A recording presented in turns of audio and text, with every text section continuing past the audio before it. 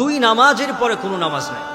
এই দুই ওয়াক্ত নামাজের ফরজ নামাজ যদি আপনি আদায় করে ফেলুন, তাহলে এই নামাজের পরে আর কোনো নামাজ আদায় করা যাবে না। কোন নামাজ?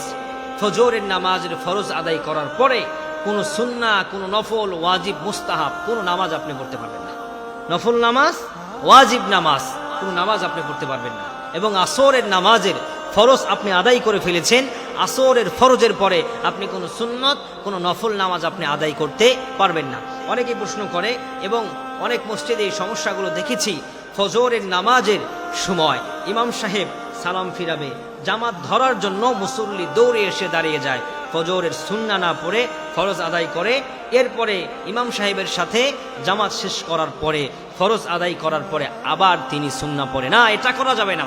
ফজরের ফরজের পরে সুন্নাহ আদায় করতে পারবেন না। সেই জন্য কি আমাদের সলিউশন কি? তাহলে আমাদের সলিউশন হচ্ছে, ইমাম সাহেব জামাতের মধ্যে আছে, আপনি আগে এসে আপনি আগে সুন্নাহ আদায় করবেন। কোন সময়? ফজরের সময়। ইমাম সাহেব জামাত শেষ হয়ে যাক না কেন, সালাম ফিরাক না কেন, তবুও আপনি আগে এসে সুন্নাহ আদায় করবেন। 2 রাকাত সুন্নতের পরে আপনি তারপরে ফরজ 2 রাকাত আদায় করবেন। আল্লাহ তাআলা এর বিনিময়ে আপনাকে ফরজের সমপরিমাণ, জামাতের সমপরিমাণ আল্লাহ তাআলা আপনাকে সওয়াব দান করবেন। সেজন্য ফজরের